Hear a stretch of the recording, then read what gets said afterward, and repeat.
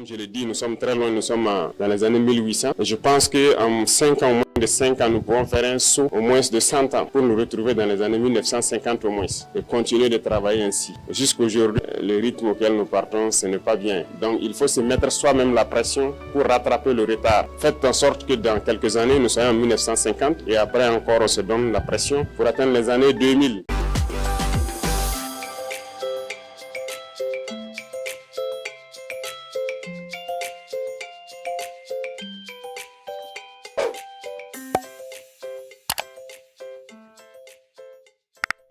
Bonne et heureuse année 2026. Je vous souhaite à vous, à vos familles, à vos proches, beaucoup de santé pour cette année, beaucoup de chance dans tout ce que vous entreprenez et beaucoup d'abnégation, beaucoup d'ardeur au travail. Et je sais que l'endurance, l'allure de ces 3 années passées n'est pas simple. Vous avez appris à travailler sous pression. La pression va continuer et tenez bon, attachez les ceintures. J'aime caricaturer avec les membres du gouvernement pour leur dire qu'en 2026 actuellement, c'est comme un avion qui est donc en bout de piste. Nous allons mettre les pleins gaz pour atteindre en fin d'année ce que les pilotes appellent V1. Ce qui veut dire qu'il y aura encore plus de pression pour 2026 et donc tenez bon, attachez les ceintures. Je tiens aussi à vous féliciter pour tout ce qui a été fait durant 2025 mais surtout durant donc ces 3 années. Et je pense que les résultats parlent d'eux-mêmes et c'est ce qu'il faut regarder dans le passé et s'armer de courage pour ce que nous devons faire pour le futur. Tout ce que nous avons eu à réaliser, je pense que nous devons ça au vaillant peuple qui a compris notre message, qui a compris le sens de la révolution. Parce que sans eux, les moyens mis à disposition de tout un chacun pour pouvoir y arriver, l'essence même de la révolution, c'est de travailler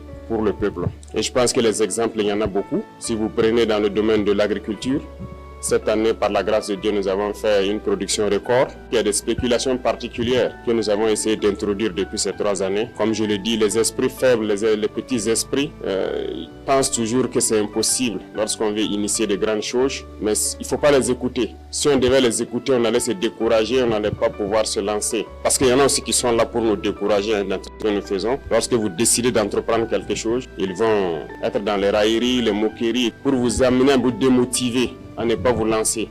Et je pense que tout un chacun a surmonté cela.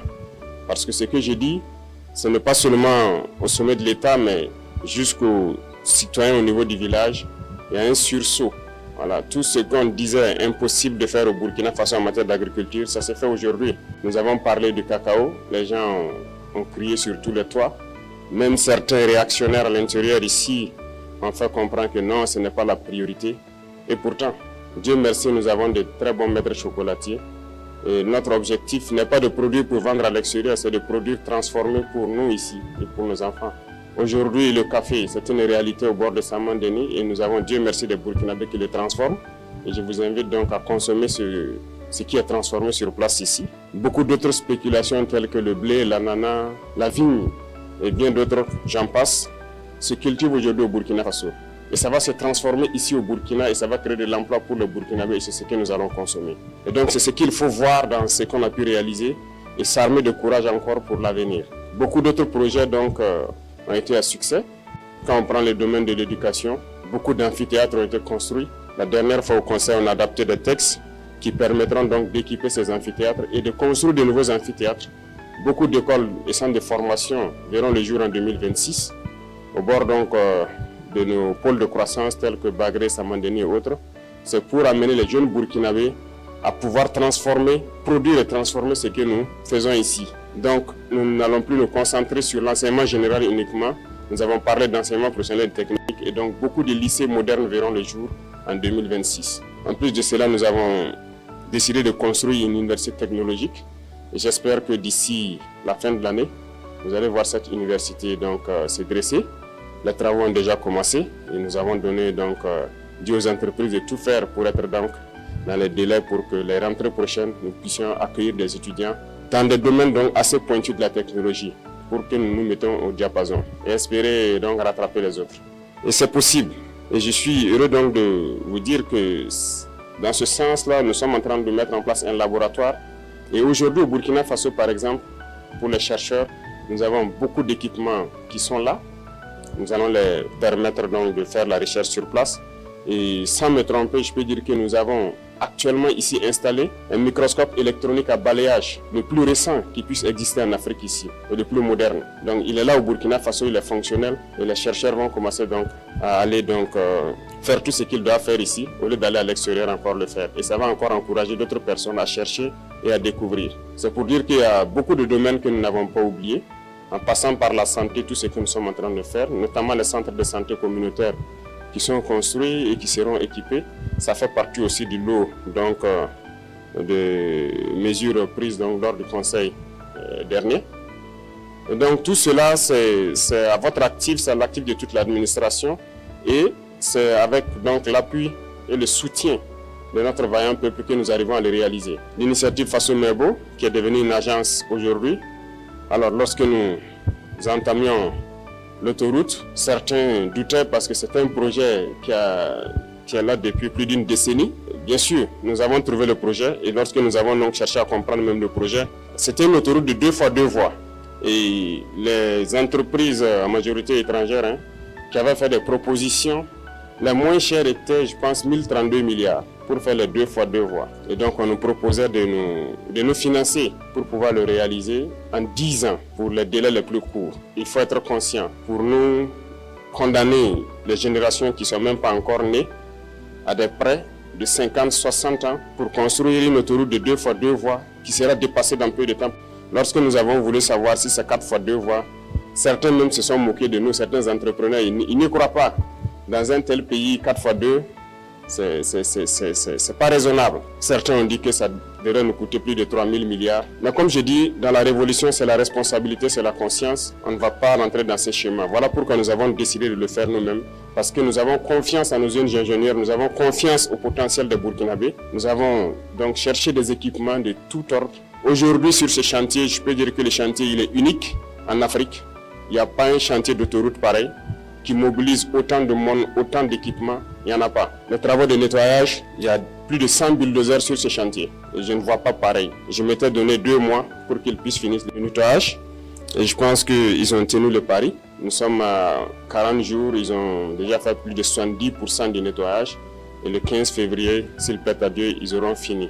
Ce qui veut dire que le rythme aussi, il n'y en a pas pareil en Afrique. Et nous allons finir, c'est un défi, nous allons finir dans un délai que personne ne va croire. Parce que nous avons déjà tout à notre disposition. Toutes les machines, tout le nécessaire est là. Il ne nous reste que le carburant et le bitume à payer. Sinon, tout le nécessaire est là. Ce qui veut dire que nous allons poursuivre parce qu'il y a beaucoup d'autres autoroutes qui doivent être lancées en 2026 et dont les travaux doivent commencer également. Les infrastructures, c'est une priorité. Ça aide tout le monde, que ce soit les populations civiles, les forces armées, les forces de sécurité intérieure. Tout le monde a besoin d'infrastructures routières. C'est pour dire qu'il faut se concentrer sur ces acquis-là. Voir qu'est-ce que nous avons pu réaliser et se projeter dans l'avenir. C'est comme je l'ai dit, maintenir la pression.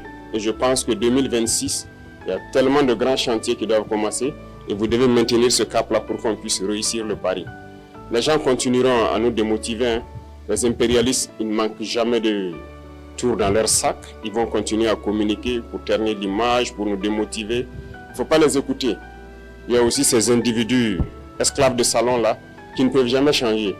Je l'ai dit, eux, c'est comme une malédiction qui les poursuit. Peu importe ce que vous ferez, génétiquement, ils sont esclaves. Congénitalement, ils sont aliénés. Ils ne peuvent que suivre ce que les impérialistes disent. Montrez-leur le soleil en plein jour, ils vous diront qu'il fait nuit. Donc c'est une malédiction. Et ils vont continuer à vous décourager, à parler. Mais le plus important, c'est ce que vous faites. La réalité est là et on avance. C'est ça le plus important. Pendant qu'ils sont en train de faire les railleries, leurs moqueries, nous on crée des usines, on crée des infrastructures et on crée de l'emploi, on produit et on se sent bien. C'est le plus important. Donc j'invite tout un chacun à faire comme le vaillant forces de défense, les forces de sécurité, les vaillants VDP. Vous voyez, les impérialistes, certaines ONG, de je ne sais quoi, ont tenté tout pour saper leur morale. Ont tenté tout, ont écrit, ont intimidé, ont menacé. Mais ils avancent sereinement sur le terrain. Aujourd'hui, certains peut-être sont fatigués, ils ne parlent plus d'eux, parce que le résultat est là. Nous avançons et il y a des zones où nous avons déjà atteint les limites de la frontière, comme on le souhaitait, en train d'être sécurisés. Sur le terrain, ça se passe très bien. Donc faites comme eux et c'est le lieu pour moi donc de les rendre hommage et de les inviter à continuer ce combat. Et tous ceux qui sont sur les différents chantiers, je parlais tout de suite de façon Mebo, c'est le lieu pour moi de les féliciter, de les encourager Parce que c'est historique ce que nous faisons et c'est unique en Afrique. Et tout un chacun qui a la chance de participer à cela, et je pense qu'il doit en être fier. Et tous ceux qui ne sont pas encore entrés dans la danse, que vous soyez ingénieur et que vous pensez pouvoir apporter quelque chose, je l'ai dit, allez-y, apportez votre pierre parce que demain, on dira ce sont ceux-là qui ont construit ces infrastructures pour permettre au Burkina Faso d'être au niveau où il est. Donc, merci beaucoup.